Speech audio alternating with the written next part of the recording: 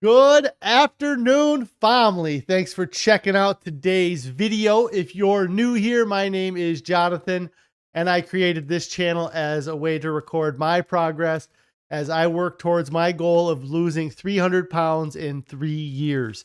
If you do enjoy my videos, make sure you like this video. Also subscribe to the channel and click on that bell icon so you can get alerted when I go live or post new videos.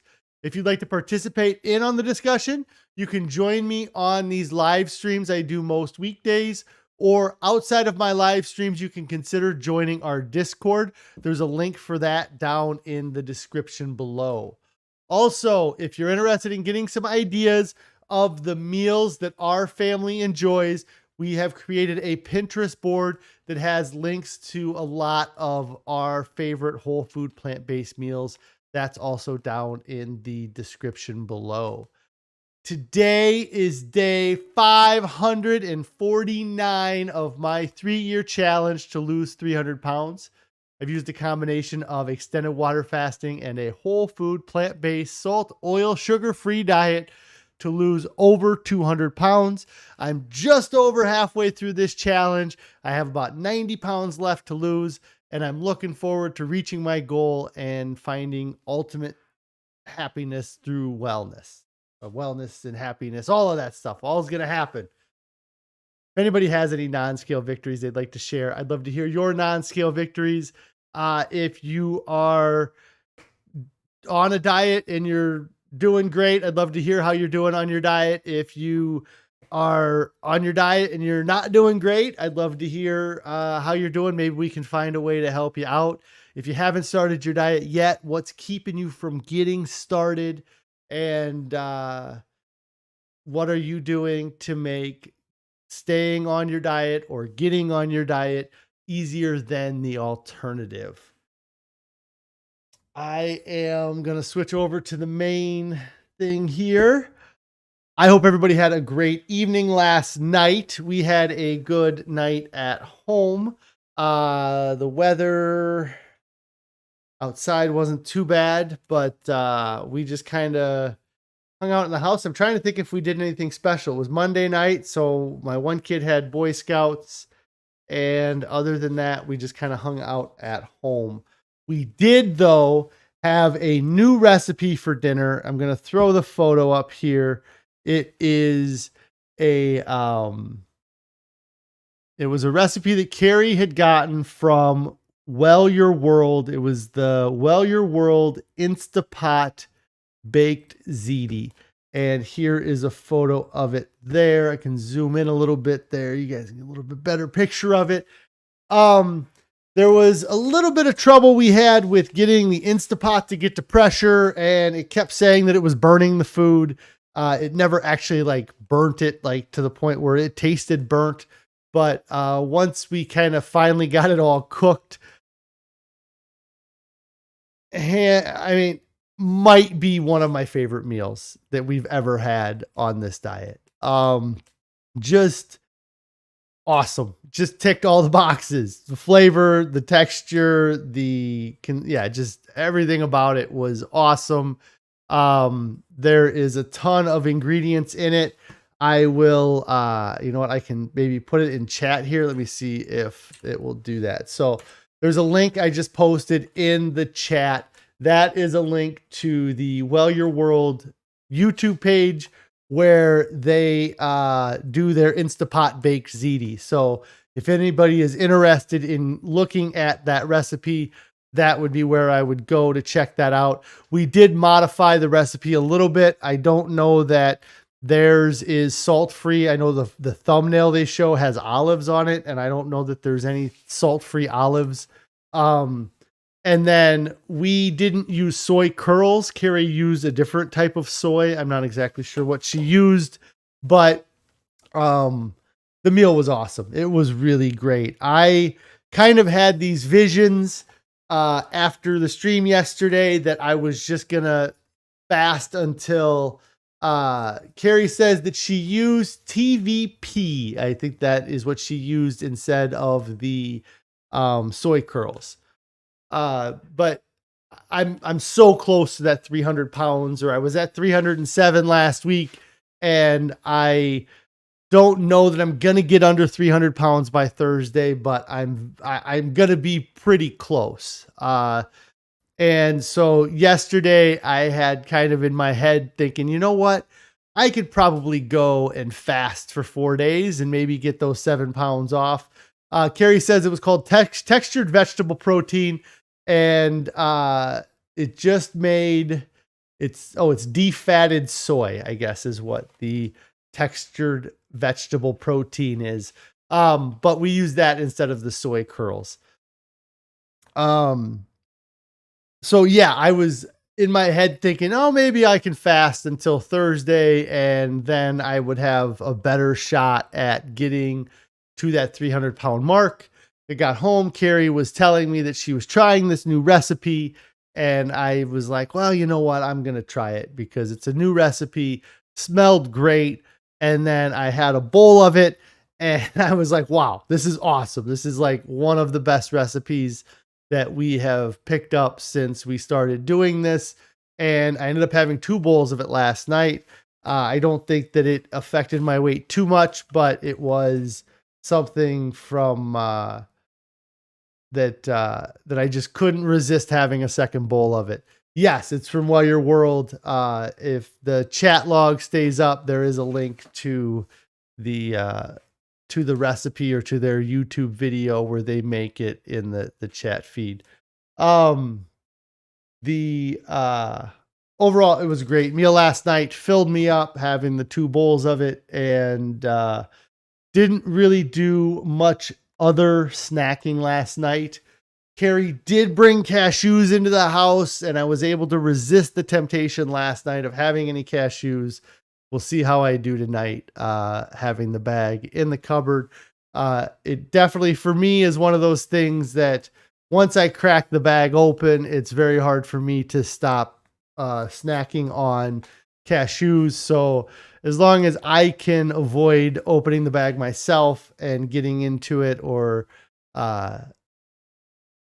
having them, I'll be okay. And even if I did have a handful of cashews, I really don't think I would beat myself up over it. It's not the end of the world to eat a few cashews. You know, it's much better than eating a Snickers bar or something like that in the grand scheme of things. I don't know why I did that. I just deleted that photo off my phone instead of closing the I don't know why I did that. So I no longer have a photo of the baked ziti on my phone. I'll have to have it again for dinner tonight, and have another photo of it. Anyways, yesterday, pretty low key. Carrie picked up some more oranges. It's so funny how oranges are just such a mixed bag of things. You know, we can buy 2 different bags of oranges from the same location at the same time, and one bag has completely different size oranges, taste oranges, consistency of oranges than the other bag that's right next to it. They do generally tend to, like, individual bags tend to have a pretty consistent flavor within each of the bags, but the one bag from the next, it can be, one has these really tiny little oranges and the other one can have some big baseball sized oranges, and they can just have a different flavor. But overall, we ended up having some larger oranges yesterday that they're a little bit more difficult to peel the skin off of. The skin was a little thinner, but they don't taste too bad. But it always makes me kind of laugh how it's an orange, and you think an orange is an orange is an orange, but they're just not. Every orange can have its own little flavor or own little texture to itself. So had a few oranges last night, been drinking the cherry juice like I have been for the last few months. And then this morning I did skip breakfast. I'm going to definitely skip breakfast today, tomorrow, and Thursday leading up to my weigh-in on Thursday. But I did end up having some cherry juice this morning. I feel like I had an orange or two this morning as well. Just kind of, I don't feel like oranges are that much in weight or calories, so I don't feel too guilty about eating some oranges in the morning. Because I don't think it adds to my overall weight. So that was kind of food. That baked ziti was awesome. I recommend, if you're looking for a recipe, to look up the Well Your World baked ziti. If you don't like soy curls, substitute the textured vegetable protein, and do your best not to get it to burn in the Instapot. But it was just really good. I think another new ingredient in that we hadn't really had much of before was the wild rice. I don't think we've had wild rice in many recipes that we've done, but it was good. Very good. Gosh, guys, work has been so busy. I just don't have much time to prepare for these streams with how busy I am with work. And so it makes me feel like I don't even know what to talk about, but I am not listening to a book right now either. And so I don't have that to talk about. I just been listening to some music, which is nice to kind of relax and just kind of rock out to some old country music that I listened to from the 90s, back when I used to listen to music. I'm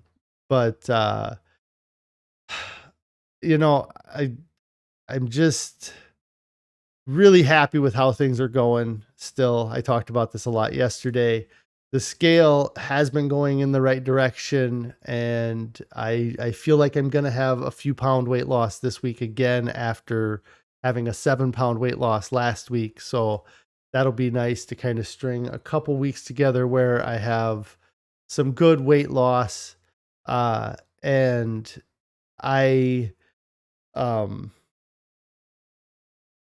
I guess just with how things are going, it's funny. I talk a lot about how busy I am at work, and I was busy last summer with work, but this kind of year, it's like up a notch even from last year. And one of the things that I continually have to, like, it kind of comes to mind or I think about, is how much different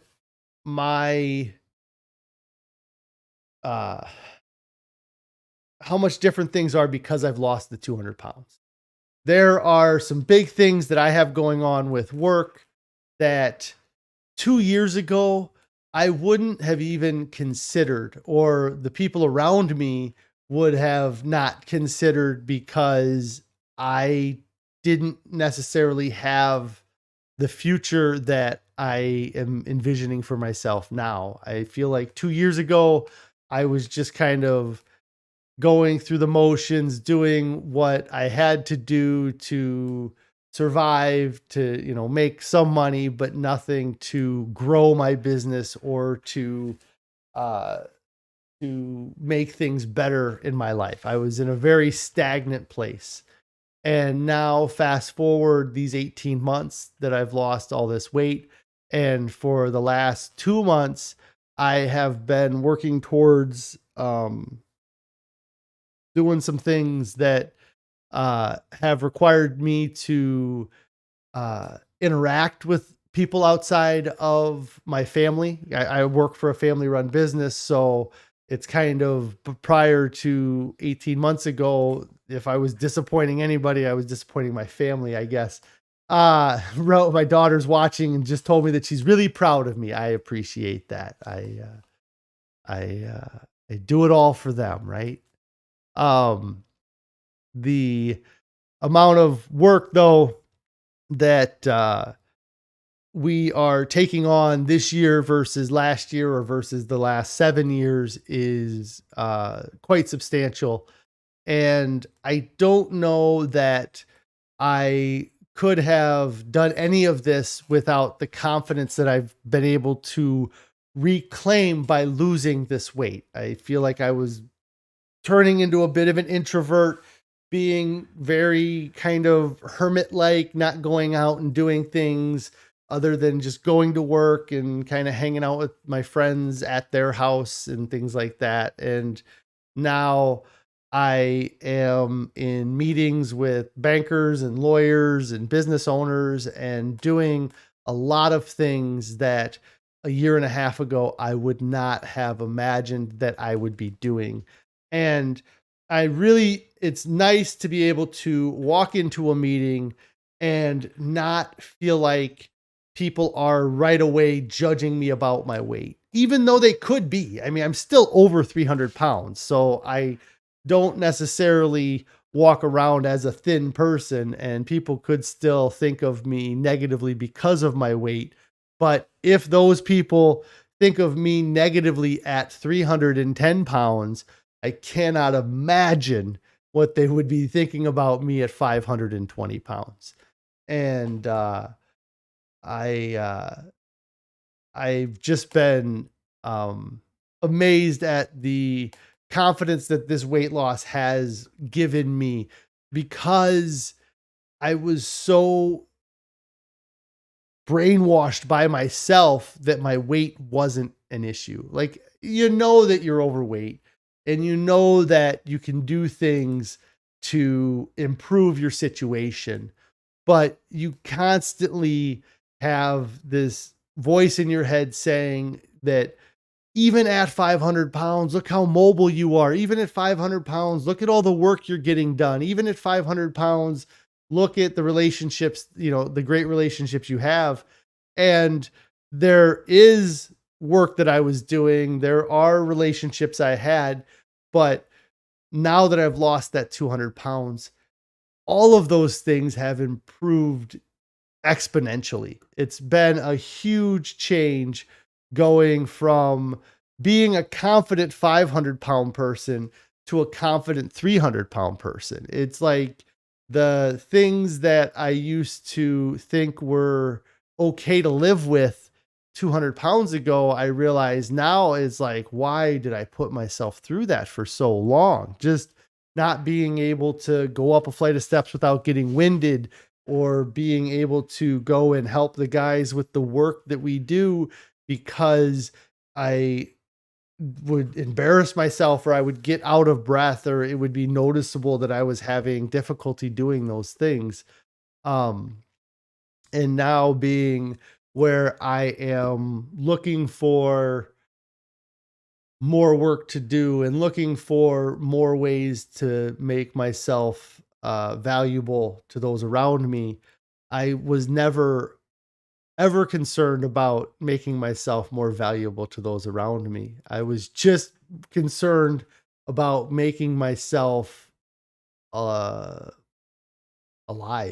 staying alive, like the just the craziness. I used to, my little brother, I work with him quite a bit, and I'm sure that it would be interesting to get his perspective on things. But many times he would be kind of the first one to call me out about anything, or make any comments about things about where I was with my situation with the weight, and I would just brush him off, like the criticisms of how much diet soda I drank. If you guys drink a lot of diet soda, you need to get off the diet soda. It's just, there's nothing good inside of a diet soda worth drinking. But I used to drink at least 6 20-ounce things of diet soda a day. I mean, that was a staple at the grocery store, was Carrie picking up 4 6-packs of bottled soda. And I would go through those faster than you can even believe.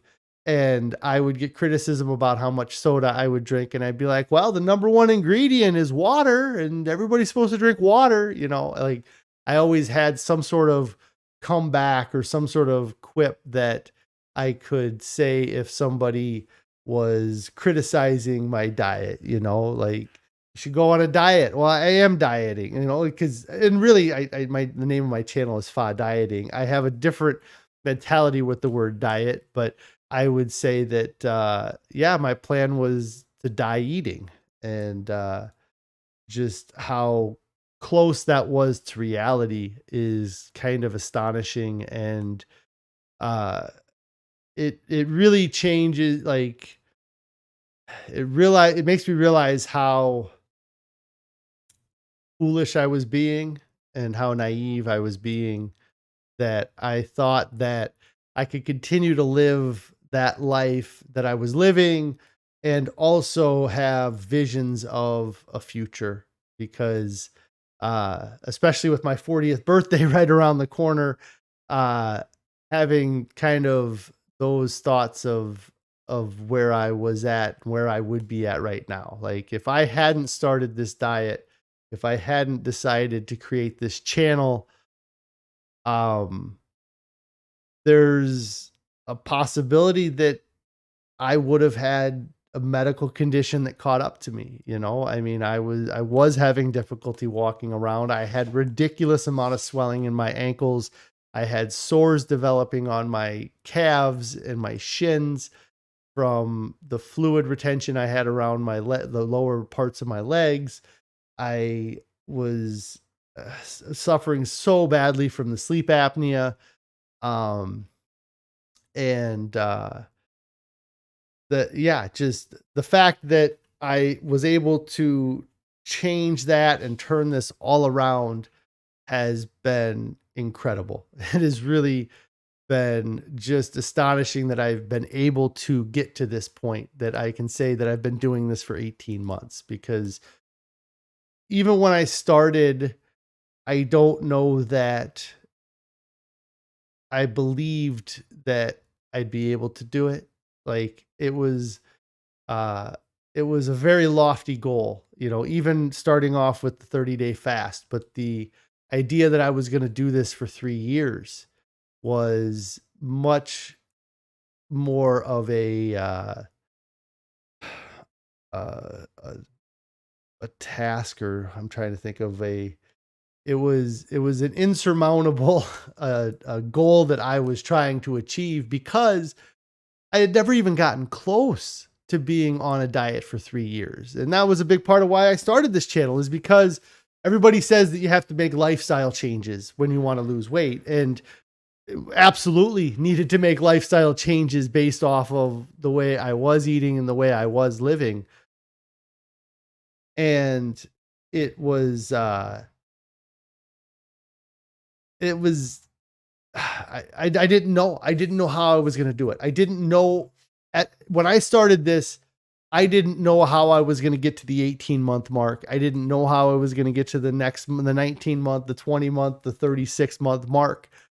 I just knew that I needed to make the time a bigger part of my commitment than the diet. That was really a huge part of this. Like, the I would, because I saw it in all of the diets that I did leading up to this.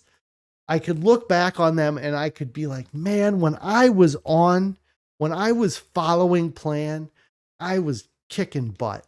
But the second I fell off plan, it went to hell, and I lost everything every single time. Every diet that I can go back to 2013, working my butt off in the gym and losing weight, the phentermine that I took to lose weight, just every time I was on diet, I was losing weight, but I could never sustain the diet. And I always thought it was my fault that I couldn't sustain the diet. And what I've come to learn in these past 18 months is that it wasn't my fault that I couldn't sustain those diets. I couldn't sustain those diets because those diets are unsustainable. There's nobody that does any of those diets I did prior to this that gets to their goal and continues to eat that same way. Everybody uses a diet to lose weight, to get to their goal, so that they can go back to the way they used to eat.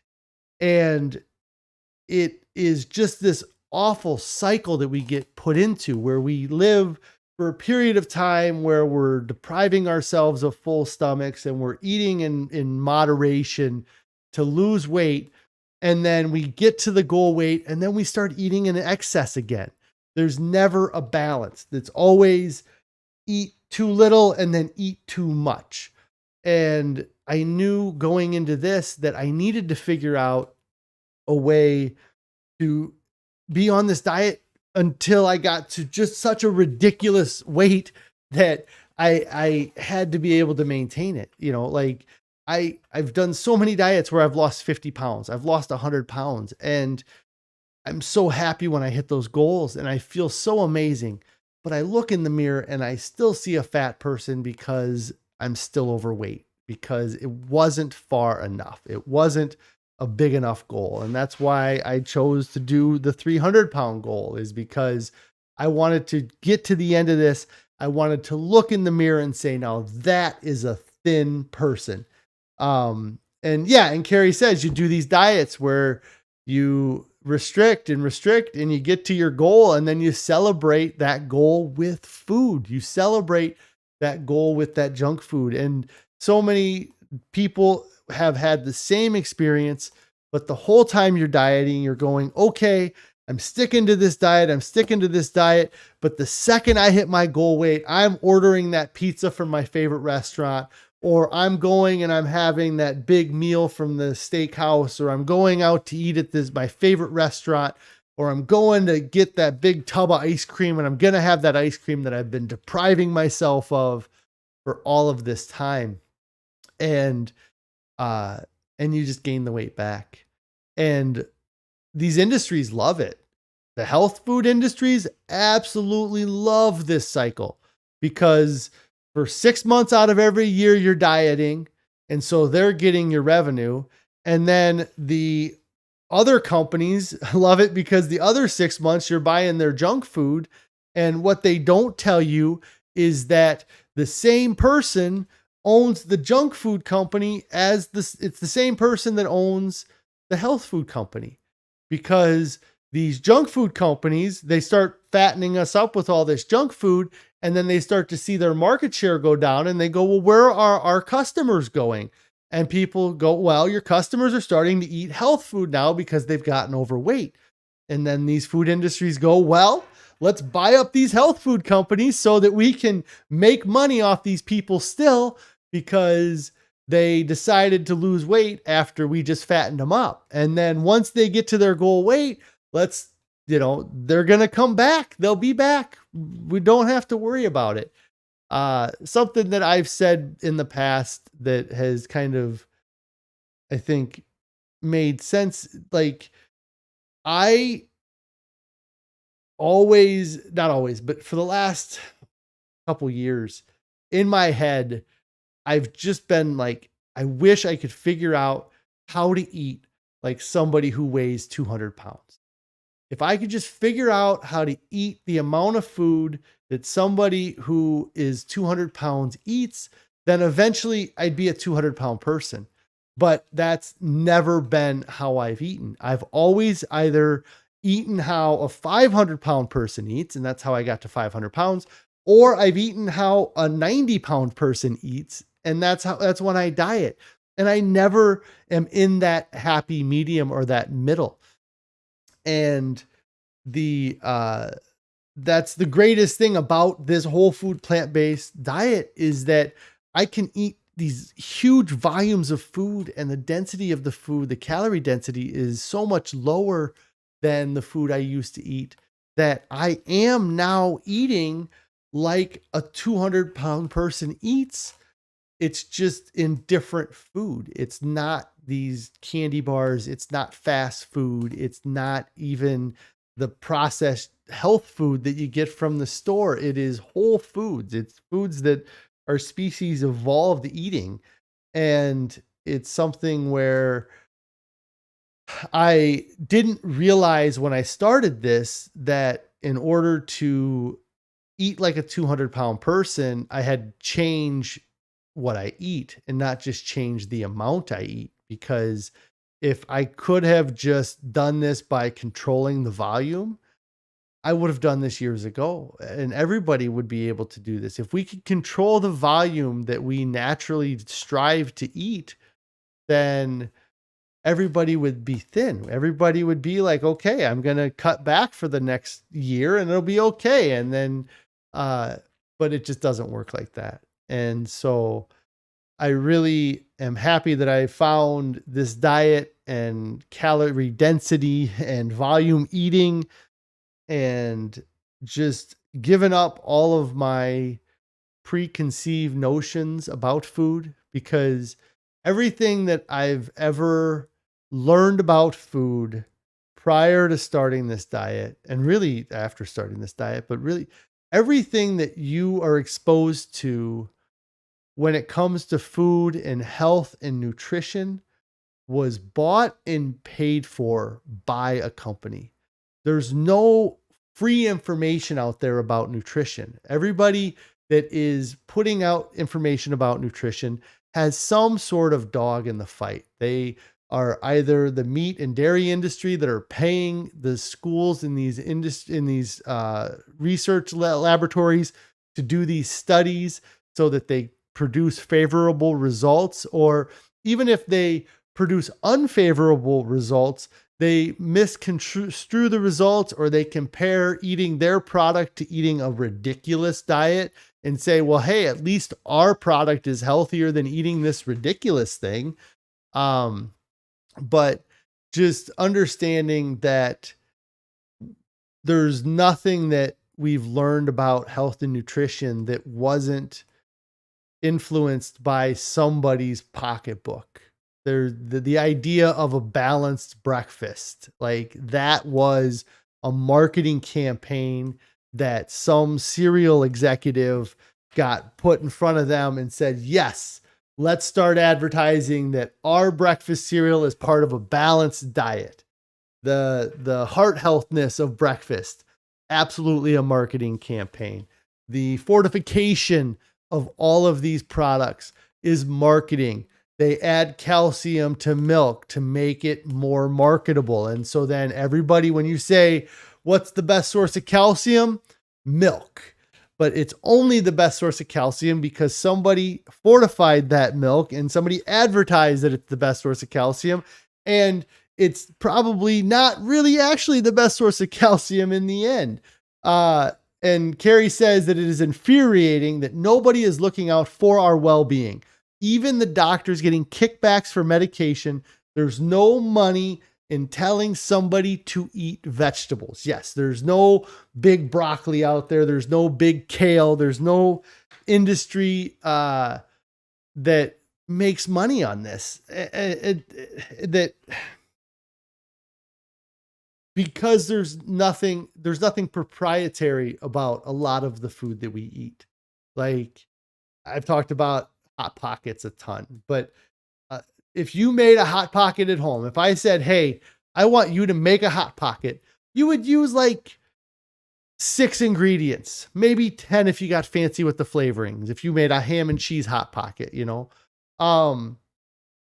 when you look at the nutritional label on a Hot Pocket, there's 100 ingredients on a Hot Pocket. I mean, it's ridiculous, but they have to make it that complicated because they are messing with the numbers. Like you said, there's nobody looking out for us. They tried to look out for our well-being, and they introduced nutritional labels. A nutritional label is a warning label on your food. It was never designed to be the source of your health outcome. It was a warning label. It was to say, hey, this food has been processed, and this is how it's been processed, and this is what's in it. And these companies have taken that nutritional label and they've perverted it into something that is not what it was initially designed to be. They take that calorie number and they make it huge and bold, and they make the serving size number really tiny because they don't want you to realize that that cake that you bought that looks so delicious and says is 120 calories is actually 120 calories, but there is 12 servings in it. Like, it's something where you look at it and say, that looks like it's 4 servings. You know, you can split that between 4 people, but what you think and what they can, right. Like, yeah, Carrie's mentioning the vegan cake that I'm talking about. We bought this cake that was maybe 6 inches in diameter, 7 at the most in diameter. And the calorie count on it was really low. And so she thought, well, it can't be that bad. And then she looked at the number of servings and it was 12 servings. And that would have given each person a sliver of the cake. But they do that with everything, they do that with bags of chips. There was a bag of chips I saw my brother had the other day that it was like a Chex Mix bag, that it was very small, like you get it off the shelf at a gas station kind of thing. And there was 3.5 servings in the bag. And I'm like, that's ridiculous. Nobody has ever taken that bag of Chex Mix, divided it out into 3.5 servings and eaten 1 serving per day. Everybody that buys that bag eats the entire bag. And so they eat the entire 3.5 servings. They don't eat what that calorie count on there. And then the other tricks they do is they print all of the ingredients in big, bold letters. So it's hard to disseminate one word from another and you just give up. If you look at the ingredient list on a Hot Pocket, they have it written in caps lock so that you have a harder time discerning the information from that. And they hope that you give up, that you just say, hey, it'll be fine. And the organizations that are out there that are supposed to be the ones protecting us, like the Food and Drug Administration, what they don't tell you is that the people that are on the board of the Food and Drug Administration used to be the people that were lobbying the Food and Drug Administration, or they're going to be the people that lobby the Food and Drug Administration in the future, or they're former executives from these food industry manufacturers. And so it's like this weird, what's it called it's this weird guys club where they just all are the same people. There's a 30% attrition rate between lobbying, the FDA, and food executives. It's ridiculous that they are allowed to job hop from one place to another. Hey, it's just crazy that there's no oversight onto this, and that they allow, even if you read the book, The Future of Nutrition, he talks a lot about these things. It's a Colin Campbell book, The Future of Nutrition. And the scientists, they come into these meetings and they say, hey, we should recommend that people eat between 15 and 20% fat in their diet. And the food companies come in and go, whoa, what? You can't do that. If you say that people have to eat between 15 and 20% fat, then half of our products become ridiculously high fat and nobody will buy them. So we need you to say that a normal amount of fat in a diet is like 40%. And the scientists are like, well, we can't do that. I mean, everybody would be eating a ridiculously high fat diet. All of our evidence says they should be having a 15 to 20% fat diet. Now you're wanting us to stay a 40% fat diet. You know what? Why don't we work together here? We'll make a compromise and we'll tell people they should have 30% fat in their diet. When the scientists know that they should never be recommending 30%. That's another 50% more fat than what the evidence was showing them. But because there's these lobbies and because they have to get these things passed through committees, that they say, well, if you recommend a 20% diet, we're not going to vote yes on this, because this guy over here in my ear, who also gave me a hot stock tip, is telling me that if I vote for your 20% fat in the diet, that they're going to spend their money backing a different political candidate, because that political candidate will say yes to a 40% fat diet. And so then they have to work it too. And it's just ridiculous that the money that's involved in what our government tells us nutritionally is ridiculous. It's just wild. And we really need to wake up to what's going on. Anyways, all I rambled and rambled. I made it 40 minutes. Gosh, if you're listening to me ramble for 40 minutes, guys, I really appreciate it. And if you've listened this long and haven't hit that subscribe button, what are you waiting for? Hit that subscribe button, click on the bell icon so you get alerted when I go live. Also, if you haven't started your diet yet, what are you waiting for? Get started right now. Don't wait. There's nothing coming up this weekend that's more important than your health and overall well-being. Nobody ever gets to their goal and says they wish they would have waited. Every single person gets to their goal and says they wish they would have started sooner. No matter what diet it is, no matter what facet of life it is, whether it's diet or work or family, nobody looks back and says, man, I'm so happy I drug my feet on that. I'm glad I procrastinated that whole time. Everybody looks back and says, I wish I would have started sooner. And I'm the same way. I absolutely wish that the first time that I stepped on a scale and saw that I was over 500 pounds, that would have been my wake-up call. But it wasn't. It took me 6 more months before I actually did something about it. And then even at that, I started this challenge on November 1st. I wish I would have started on October 15th, or I wish I would have started on October 1st, because I was doing things to get going in this direction, but I wasn't changing my diet. I was making plans, and you have plenty of time to figure it out after you get started. But if you are using getting started, making sure everything is right as an excuse as to why you haven't started yet, then you'll continue to use that as an excuse until it's too late. And so get started right now. And don't fall for the 2 myths of moderation, the myth of moderate change, the idea that you're slowly going to introduce healthy things into your diet, healthy food, healthy actions, and that eventually you'll be able to overcome all of these temptations that have been haunting you for the past decades. And eventually you will end up being on this new diet after slowly changing.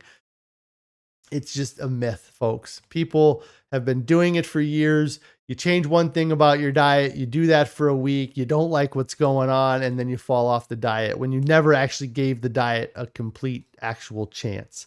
The other is the myth of moderate consumption, the idea that a little bit of something is okay. Everything in moderation. It sounds great in lots of aspects of your life, but if your ultimate goal is to be as healthy and as fit as possible, then anytime you make a choice that goes against that goal, that you're hurting yourself. And so every time that just the myth of moderation, a little bit of, alcohol is not good if you're an alcoholic. A little bit of sugar is not good if you're addicted to drinking sugar. And also the idea that you can eat less and still be satisfied. If that was the case, we'd all be thin, because every single one of us has sat here and said, I'm just going to eat half a portion of food tonight. And it's just not sustainable. So I'm going to get out of here, guys. Hopefully this phone ringing in the background hasn't been too annoying there, but I'm going to get out of here. You guys all have a great day.